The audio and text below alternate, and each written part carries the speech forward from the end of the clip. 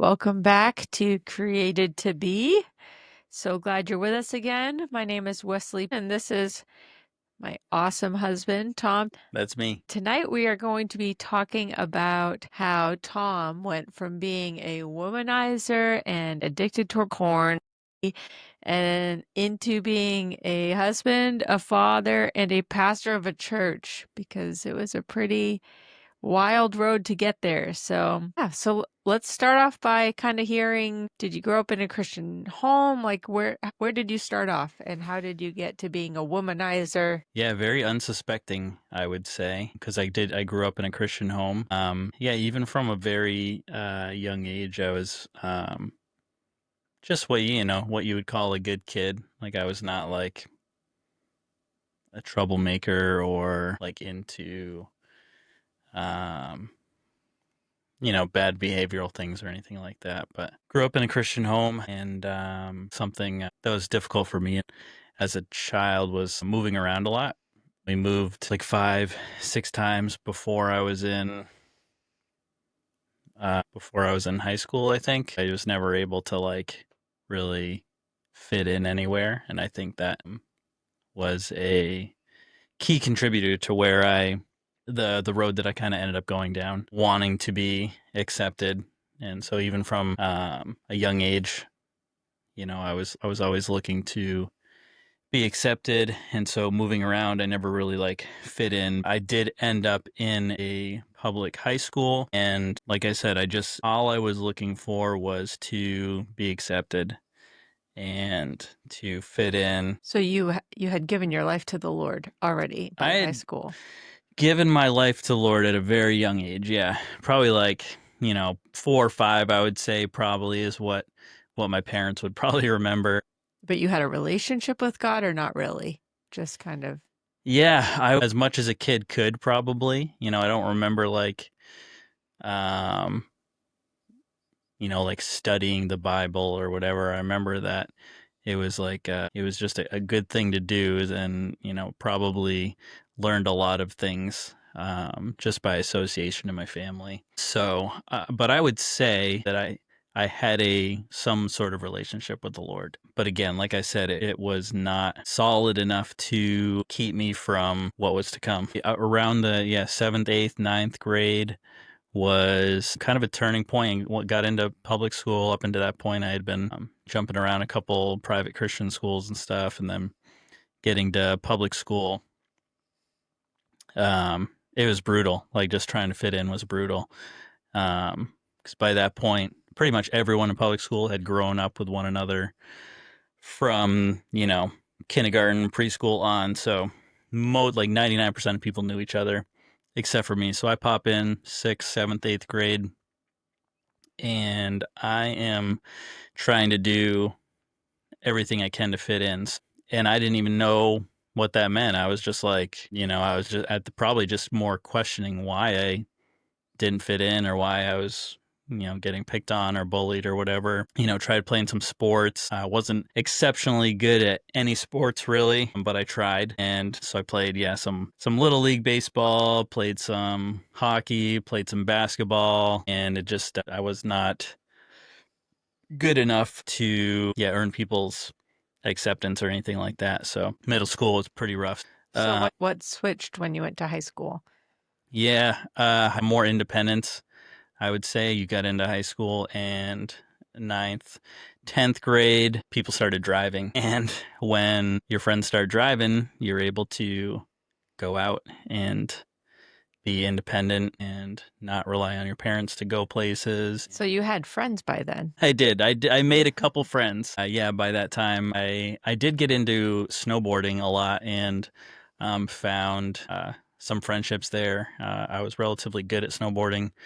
Um, so made a few friends there. One friend specifically, this guy named Tyler, and we started hanging out all the time snowboarding, and then we just kind of linked up and became really good friends. 9th, 10th grade, and he was like a year, at least about a year older than me. So I think by the beginning of 10th grade, I think he could drive. he had his own car, um, which meant he could come and pick me up, go to his house, unsupervised, So that's kind of where, yeah, the shift started was being left on my own to be with, yeah, unbelievers, be with people that were not walking with the Lord, just living in immorality and thinking nothing of it. Yeah, so that was kind of my first exposure to that, because up until that point, even just growing up in church, you're around youth group kids. You'd go to like acquire the fire, or they brought me to some like promise keepers type of stuff. Like it's all like older men, and I'm like a 14-year-old kid. So yeah, my exposure to like social life was kind of sheltered in a way because it was just, yeah, Christians, and I was just kind of sheltered from anything like bad, right? So I wasn't really exposed to anything like that. So yeah, started having some more independence. And I remember specifically going to Tyler's house, and I don't even know what we were doing that day. We went there a lot to snowboard during the winter. He had some like hills. We made some jumps and stuff like that. So I don't remember the context, but yeah, we were in, and I'm pretty sure this is my first exposure to corn, but I remember being in his room and he put on a video. Just, I don't even know how it was prompted or anything. It just like, he kind of popped it in and it came on, and it was kind of like shocking. It was like, holy smokes, like what? This is kind of crazy. You were in 10th grade at the time then? Yeah, around that time. So nowadays, that's a lot older than we see kids being exposed to it now, right? Because of devices and stuff. So you're thinking, you're talking late 90s at this point, where so it's still magazines like VCRs and stuff like that. Right. So it wasn't as accessible. So 10th grade was still early for, I would say, that generation. I do remember seeing some magazines and stuff before that. So I guess you could kind of say I saw, or I was exposed before that, but I think the kind of the more marking moment as far as what got me hooked was that moment at Tyler's house, seeing this video, and I was like, what the heck is this? So it seemed like there was kind of a shift with like wanting to start pursuing women at that point. It's crazy how young, like thinking back, like 14, 15, sounds so young now. At that time, you're thinking you know everything, and you don't think you're young when you're like 15 years old. But so yeah, it was about around that time that I started really thinking about girls a lot more. And there's some different aspects of my walk with immorality, as far as like I was pleasuring myself like way earlier, but it was not connected to corn at all for some reason. And I'm kind of just remembering that like pleasuring myself came a lot earlier than like ninth, 10th grade for some reason. I don't even remember how. Well, there's like a lot of exploration for kids, I think, no matter what. Sure, yeah. With your that type of thing in Yeah. your life. I don't think that's very abnormal. So that was kind of a shift where I started being a lot more interested in girls. It became a singular focus. I was not interested in drinking really or doing drugs. That was a pretty big, my high school I went to was a pretty big party high school. There were a lot of parties, it seemed like, but I was not interested in drinking or doing drugs, or even being popular at that point was like not so much a huge deal. I had like a single focus of like, I must go out with girls, I must hook up with girls. So that like kind of became my goal for like high school. And again, like that was a lot of that was rooted in just wanting to be accepted. I remember, yeah, one of the places I was working at the time, this was like a really impactful moment in a negative way, where I was just working, and I don't even know how it came up, but some girl was there that was dating one of my coworkers, and she like said something that was like, you're not attractive. Like I can speak Mhm. for every girl. Like you're not, like no one's gonna want you or something like Oh, that. that's horrible. Yes. Yeah. So I was probably 16, 17 years old at that point. Yeah. And I just remember that being I think something that I like remember. She just said it out of the blue? I can't remember like what it was Ugh. with the context of the conversation, but um, I remember that. And so remembering that just kind of tells me like that must have been something Yeah. um, that impacted me. You just forget so much stuff when Yeah. you're a kid. So why do I remember that? It must have, marked me in some sort of way. So yeah, so high school, just like singular focus of trying to chase girls. And And doing that successfully? so yeah, when I was 16, I was just like, I must feel valued, accepted, wanted. So, and these are like my process thoughts, right? Like Mm. at that age, I'm probably not thinking that in my mind. I'm just like an idiot being a 16-year-old. So I'm out, I got into cars. So we're like out, me and Tyler cruising the strip, Mm. and he had a super nice car. I eventually got into cars pretty good, but that was like um a big piece of like identity, right? Like the Mm. nicer your car was, like the more valuable you were. So got into cars and yeah, just going out cruising around. Eventually met people and yeah, that's how I ended up meeting a lot of girls that were, yeah, I would say like emotionally vulnerable and sadly, so that was kind of my entrance into yeah, addiction and yeah, just immorality of just constantly needing um girls. And it was not like it was so outside the norm. Like I remember wondering why like most other guys I knew were not just like, why were not they not thinking like me? Like I just want to hook up with people. Like that's all I wanted to do. It was like nonstop. That's all I thought about, all I wanted to do. And I remember like over and over thinking like, or being aware like most guys were not really into that or doing that, or they had like one girlfriend that they stayed with for a while, and I was just like, that's really strange. Like why are they not thinking like me? Because this is great, I thought. Right. So that began, yeah, so that's kind of where So 15, 16, and 15, how many 16 years old, years? yeah. How many years did that go for? Yeah, and then yeah, just going down that path for ended up being like 10 years of yeah, just yeah, getting out of high school, and then just had my own places to live and stuff like that. And it was, yeah, it was up until I was about 26 that it was just my singular focus. Like that's all I Mhm. cared about.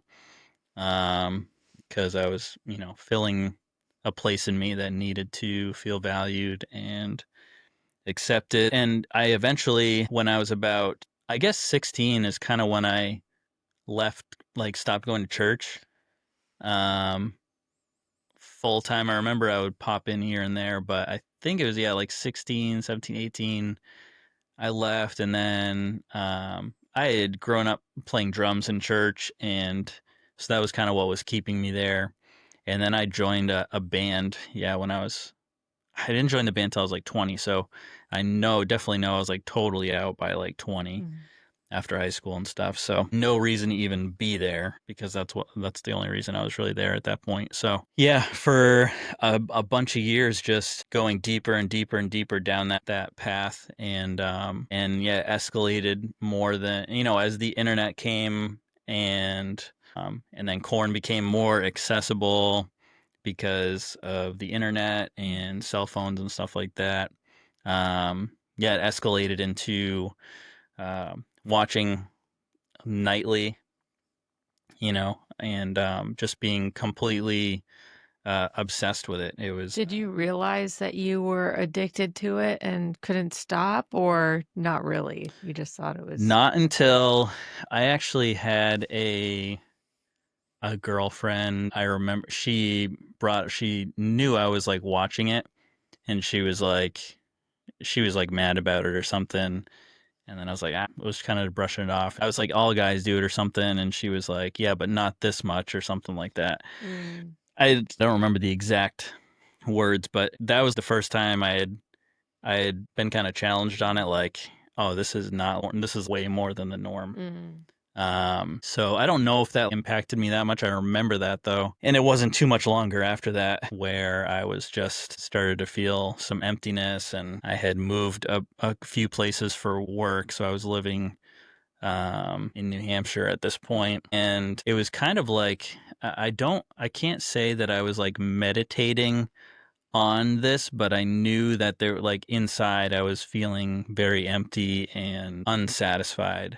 Right. So I was eventually invited to play drums at a church service at my home church. And this was, yeah, about when I was 26. I went up there and played drums, and I had just reached the point at that point where I must have been really just like broken, empty, vulnerable. You could kind of see God's hand working through my life, the thread of circumstances and events happening or whatever, and then was brought to this service that I went up to play drums at, and didn't think anything much of it. But there was a message preached that night that really like struck me, and it kind of just hit the spot where I was looking for that acceptance and value. Do you remember what the message was about? Yeah, so The point of it, or? the point of the message was developing like a deep like longing for God, like Mm. hunger for God, and it was spoken by someone that was about my age, and I thought that was really incredible because I'd never really been exposed to people my age that were radically saved, as you would say, or like had a really thriving relationship with the Lord. Yeah, it was a message that was just like about hunger, and I think that, yeah, something about it like really just struck me inside, and I was like, I need to respond to this. And I remember, well, I didn't actually think that. I remember actually at the response time sitting in my chair, and I remember thinking very vividly, like, if I go up, this is it. I Mm. am changing my life. Mm. Like, and so I was making a life altering decision in that moment. I was sitting there, and I was like, if I get up right now and go to the front, this is it. And if I don't, then I'll just continue on the path. And for some reason, I got up out of my seat, and I went, and it wasn't like a response time that I'd grown up in. Like typically response times growing up in church were pretty terrifying because you were surely guaranteed for someone to try and like push you over, or like get you to get slain in the spirit, or because yeah, I mean, I'm sure I would love to talk about this stuff more on this channel, but just the unhealthy side of like charismatic churches that really impacted me negatively growing up. So for me to even get up and go to response time was like kind of mind blowing, because this was, yeah, I'm sure I thought knew what the implications were if I Right. got up, but I just went up. I went to the front and I knelt down, and I just put my face on the floor and just started crying like a baby. Like it just came all out. Like I was just like, I was so, yeah, So good. I just let it all out, and that the Lord touched me there in a real way, and yeah, I shifted my life from a life of, yeah, womanizing and Like immediately. womanizing, yes, yeah. So there's some other aspects to like sexual addiction that we'll, continue to talk about. But as far as like sleeping around being my singular focus was done, that it ended that night, and it was no longer my goal. And thankfully met a handful of guys there at that service that were going to a church right near me, right near where I lived actually, which was kind of a coincidence because I was living over an hour from where this church service was, and they just happened to all be there and everything. Yeah, I left there, and I might have been seeing someone at the time and it was just over. Like I just ended it immediately. I got a new place to live. I moved into a new spot, so it kind of felt like a fresh start, and I immediately stopped. I started hanging out with the guys from church right away, and it was a community that had a bunch of people my age, so it was Yeah. easy to go and just hang out multiple times a week, which kept me busy, and it just immediately like shifted the habits of my life. Yeah, so that was a pretty abrupt shift, and because of my lifestyle and, particular habit of just pursuing women and sleeping around, I kind of shut off like a lot of the friends I was hanging out with, and I had to do that because it would have been the common sayings like put an alcoholic in a bar who's like recovering or whatever. So I decided to just distance myself from my friends, and which weren't even that many at that time because I had moved and had to restart a bunch of stuff. But um, yeah, just immediately started new friendships that were, yeah, centered around Jesus and grounded in No, I think Christianity. like sometimes maybe people who are listening have experienced this and, you know, have different experiences of, well, it took me a long time to shift out of lifestyle and kind of change my habits and change the way I was thinking. But you're kind of saying that it wasn't this long, drawn out process, or when you went into, this church community that had young people and, Mhm. that vibrancy, did you feel like you still struggled with some of those um, tendencies or desires inside, or was it just gone? Yeah, Yeah. lust was definitely still inside of me because um it was relatively easy to change my lifestyle because I jumped into community, and I it was like I cut off those relationships that I knew were unhealthy and causing me to be in a cycle. So it was relatively easy to change my lifestyle. However, like there was stuff in my heart still that was like lustful. And I would say actually that when I stopped sleeping around, that the addiction to porn actually increased. And at that time, yeah, I was living by myself. So the internet was pretty much how accessible as it is today. So that remained in my life. I don't think I thought too much about it. I was like more focused on like I need to get in community, and I knew that I needed to stop watching it. And for several years into my walk with the Lord, there was a lot of sin management. There was a lot of managing the addiction. Um, and yeah, I would say like it was obviously at that time, conviction grows. You accept the Lord, and you're filled with the Holy Spirit, and then you start being convicted about stuff Mm. because you now have God's heart. And so up until that point, I was not really convicted about that.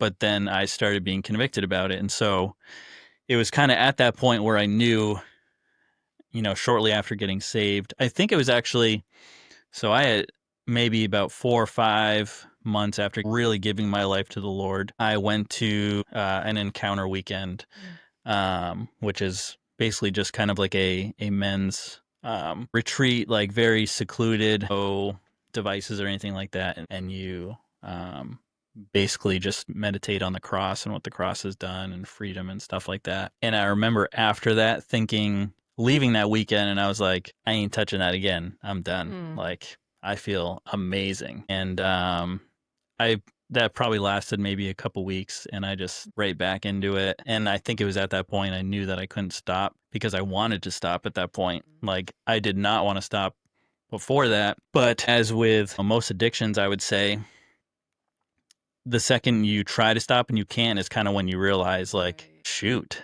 like, this is a problem. So it really became a pretty like tormenting thing in my walk with Jesus, and because it was very shameful. It was very, I still wanted to portray myself a certain way to people. And even in the context of a really healthy community, and I had mentors and people that were, yeah, my leaders, I still was not comfortable sharing that with them. Like that was a secret part, and I was like convinced that I was going to be able to just stop on my own.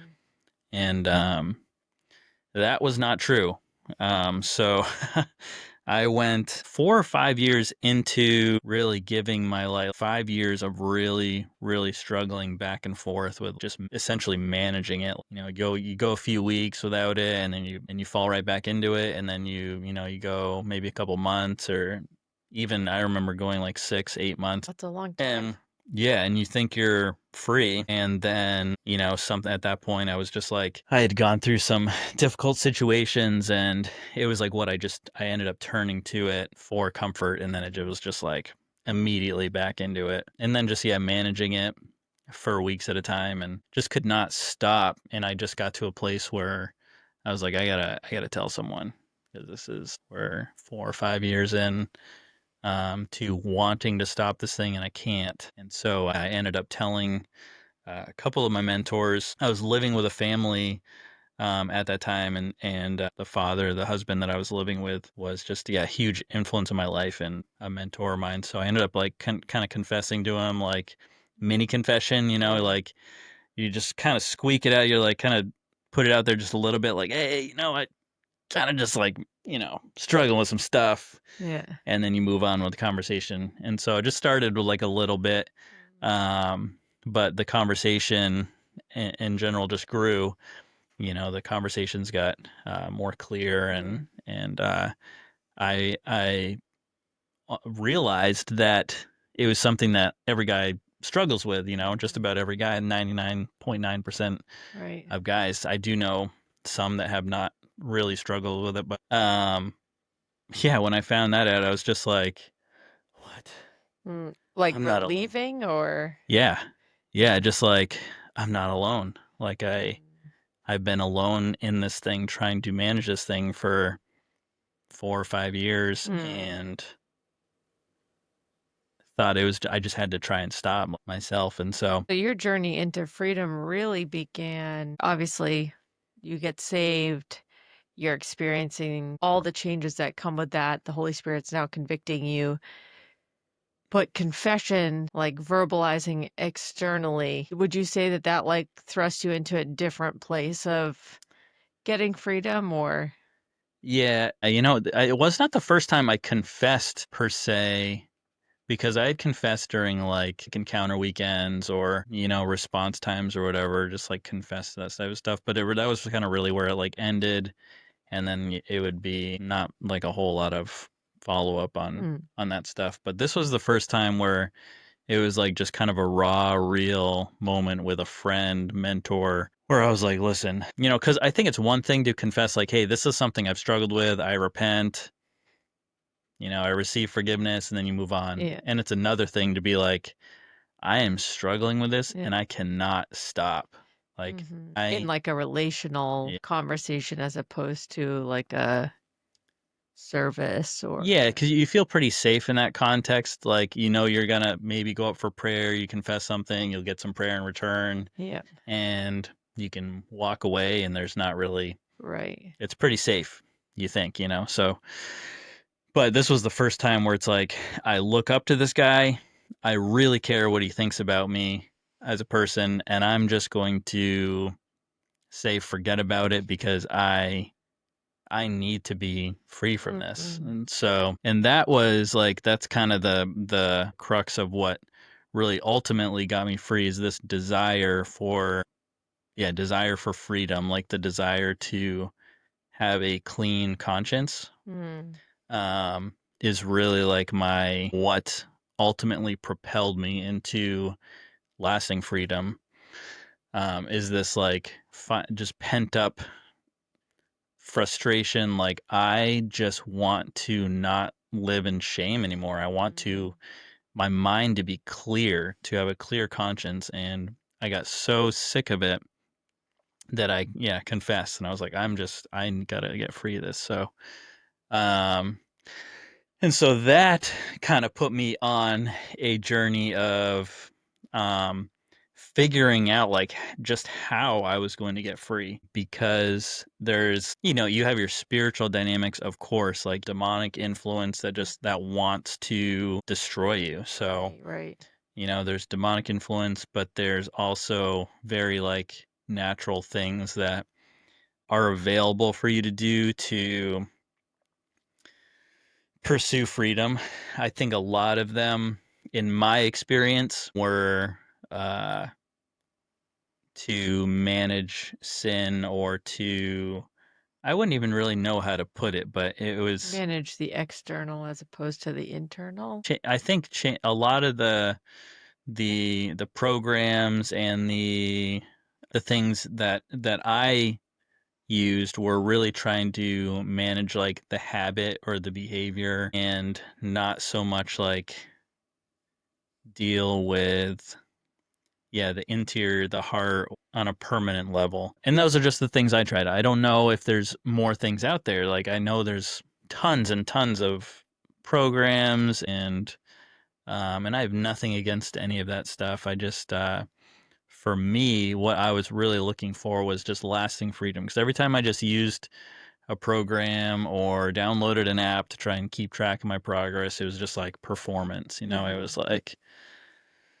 just trying not to mess up, um, which was not what I wanted. I didn't want to just try to not mess up. I wanted to just not even think about it. So, So what did you do and how did you get there? yeah, so I mean, I tried a bunch of stuff for a little less than 2 years, maybe like less than a year of using some accountability software, and then like another handful of months doing like a app on my phone where I was like tracking my, I mean, that was a good one, but a bad one, because it was like satisfying to see how many days Mm. you could go, and then all of a sudden you mess up and it's like you're devastated because you Right. have all these like green checks, and then you have it ruins your streak. R So, but I had I don't know when I heard this message, but I heard a message by Corey Russell. Amazing, amazing guy. I really appreciate his content. And one of the things I heard him talk on, I think it was a YouTube video, was just like the power of a clean conscience. And I was Mhm. like, that is what I want. My time where I would watch corn was essentially like at night before going to bed. And because it was like, no one's around, no one's gonna know about it. It's very, very secretive. And so, but that meant I would wake up in the morning knowing I'd messed up the night before, and I would wake up like in shame, and just like, you go through all the things. Like, anyone who struggled with this knows that, like, just the weight it has on you, and you like, you go to church or you're around people, and you just have this thing like looming in your mind, like, I messed up last night, I'm dirty, like, I feel horrible about myself. Um there was still that, and I'm like, I just want to wake up with a clean conscience. Like, I that's it. Like, I want to wake up and feel clean. And so that was like something that really shifted for me, shifted like my mentality of it, was like, or the purpose behind what I was doing was like, I want to wake up and not be in shame or feel dirty or anything like that. And part of that was just like experiencing the pleasure of my relationship with the Lord. When you are walking in sin or you're habitually sinning, it really causes like a separation. Um, Not in like the literal sense, because we know nothing separates us from the love of God, but in the sense of like, you feel like there's something that you've put up that's kind of blocking your walk with the Lord, or your relationship with the Lord. Um, so to wake up and just feel clean and feel like there's nothing hindering that, was like, that would feel amazing. That was what I wanted. So I started pursuing that so I could experience the pleasure of, Pursuing what? A clean conscience? yeah.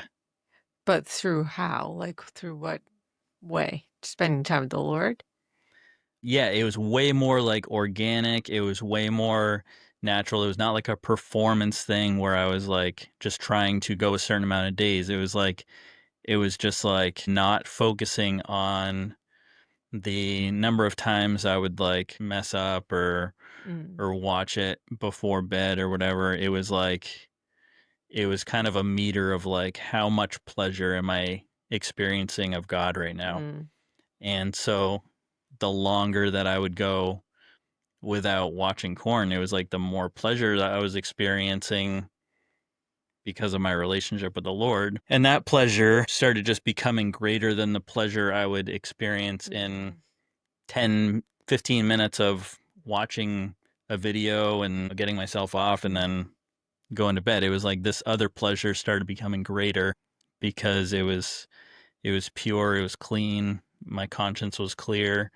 And um so in terms of like what I was doing, yeah, like I really devoted myself to the word mm, and spending just time. Like I started being a lot more serious about worship and prayer in the morning, starting my day with that. Yeah, I think, and then that really just propelled me because I was experiencing so much like pleasure in that time um, with the Lord that I knew like at night, I'm like, I want to wake up and feel that pleasure. I don't want to wake up and feel in shame. I don't want to wake up and feel like dirty because I won't, it'll ruin what I'm doing with the Lord. So that time with the Lord, that pleasure I was experiencing with Him of joy and peace, feeling clean, having a clear conscience just became way more valuable, pleasurable, um, than sin, you know? So, um, yeah, eventually it became, yeah, just further and further apart where I was falling back into sin. And it was not because I wasn't just trying to manage it. It wasn't because I was getting better at managing my sin. It was because I was experiencing God's pleasure. And it was just like, that is way more valuable to me than, you know, this fast food type of pleasure. So eventually, May of 2017, the last time I had ever watched it, the last time I had ever, done that to myself. And yeah, and I'm so happy that it wasn't because of a program or because I did some sort of 10-step process. It was like which, yeah, there's nothing wrong if that's how somebody gets free, but absolutely not. Yeah. I mean, if the important thing is freedom and not being addicted for sure. So there are many avenues to get there. But I guess, yeah, I feel really good about how I was able to enter into freedom. I love encouraging guys in this that it's like you are made for experiencing pleasure. And I think that's a lot of the difference in some of the programs or some of the teachings out there is like your desire for to experience like pleasure is like a bad thing, right? And it's actually like God designed us that way. It's just misplaced. And so when we place that or shift that focus or that, filling that desire for pleasure with God rather than something else, then that makes a huge difference, I think. Um, so yeah, that's kind of how, in a nutshell, there's a lot more details to the story, but yeah, of course, I love highlighting the end of the struggle and the addiction and the immorality I walked in for a long time was really just like seeking pleasure that I was meant to get from God, from value that I was meant to get from mm, God, acceptance. mm. Um, so I mean, if they're, if a guy, if you were talking to someone who said, I'm at the same place you were at the beginning of your walk with the Lord, as far as addiction goes, what would be your first thought to give to them, or what would your first piece of advice be? yeah, I think I think there's a really big movement of this now is like to making it really talkable. I think it's very important to know that that 99.9% of guys have struggled with it in one way or another, and just to make it a conversation and to reach out to someone who you can trust to kind of begin the process of, because bringing it into the light is definitely the first step. I think as long as something is hidden or in the darkness, it's going to have power over you, right? So I think bringing into the light, no matter how scary it is just kind of something that you've just got to begin the conversation of I mean, do confession. you have a suggestion of to who, or does it matter? Does it matter who they bring it into the light to? I mean, it depends on the person. Like, I mean, if you're in a healthy community and you've got mentors or people that you would call like your pastors or whatever, then I would hope you'd have some sort of relationship with them. If you're, kind of isolated and alone, or if you're not part of a church, or if you are part of a church and there's not really anyone you can talk to, you can always reach out to me for sure. Uh, via our channel, or post a comment, or whatever that looks like. I'm obviously a source for sure, but yeah, I think it may take some searching out of relationships. I think, like, if you really want to get free, it's very rare that you could do it alone, I think. And so opening that door to confession and is kind of a huge step for sure. Yeah, I'm thinking so important because I know obviously a lot of the story and community and stuff that it's so important to find somebody who's going to actually respond pretty well to you and not make you feel more shamed Shame, yeah, yeah, yeah, by what you're doing. So, yeah. yeah. I think that's it. It is important for people on both sides to know that it's got to be talkable. It's got to be something you can talk about. It breaks my heart when, people are shamed for it, because that's not God's heart. God is not shaming us for it, but he does want us free, and he wants to bring it into the light. So, Yeah, because that was very evident in your story that seeing God's patient, loving faithfulness to just walk with you over years of time from getting saved to full freedom, that was how many years? to full freedom, yeah, just over 6 years, Yeah, and God six and a half just, I mean, years. he knew, obviously, he knew what your struggle was. He knew the addiction. He knew to what extent. I mean, he knew it all. And yet he just faithfully and lovingly, patiently walked you through that and didn't give up on you. Mhm. That's the heart of the Lord. That's God's heart for how we are to walk with people through whatever they're going through. Yeah. So I think that was, yeah, really awesome. Yeah, I think there's so many different paths of conversation you can go down the road of, like, how to get free, and, like, I think there's a lot of different opinions on it. And I've definitely taken in the, like, pastorally, have taken a couple different roads. One, the program, like the really in-depth program of, like, talking about it and, like, going, figuring out why you have these, you're believing these lies about yourself, and a more deeper dive into, like, almost psychology or therapy. So I've done that route where it's like takes a lot of work to really discover where these, habits or mindsets came in, and getting free like that way. And then also the opposite extreme of, you just got to experience the love of God. Like, I feel even with the more technical multi-step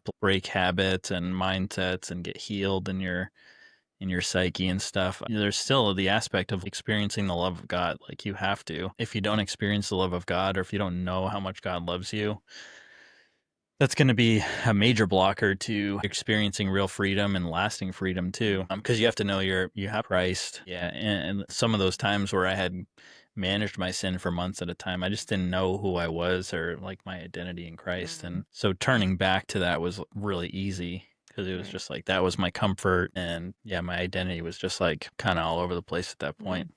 So Yeah, so good, so insightful. I know there's a lot in your story, what you've shared so far, and maybe in another episode, we'll hear about how that affected future relationships. And yeah, because Yes. that's a big part of it as well, how to navigate. It really is. Yeah. Yep. There are consequences Mm. for actions that are even repented of and confessed of. And, prior um, to yeah. prior to a relationship. Yep. Yeah. I think, yeah, that's a great conversation to have for sure. I think we should do another episode on that Yeah, yeah, for we sure. will. I'm sure we will have another We'll one in the do it. future, but for If now, you think that you can get away with living all wild before you get married, and then as soon as you get married, that was your past, you got another thing think coming, buddy. again. And I feel like For a healthy marriage for a anyway. healthy marriage, yeah. And I feel like we did it pretty good. I got away with, I mean, thank God that I did not, I was not addicted to anything while we were together. We wouldn't have been together. We wouldn't have been together, she says. Yeah. So I'm thankful for that, and that does make a big difference. Yes. But yeah, why don't you, yeah, post a comment, let us know what you think about this conversation, and let me know. Do you have someone to talk to? Do you want to hear a conversation about how this type of stuff impacts future relationships? Are you single? Are you married? There's so much to unpack here, and we're just getting ideas for future conversations as I'm talking. So thanks for watching. Yeah, this is Created to Be. Please subscribe to our channel and like our videos and get alerts for when we post new videos. We are relying on viewers like you to get that YouTube algorithm going, and we really appreciate it. And we'll be seeing you soon. Peace.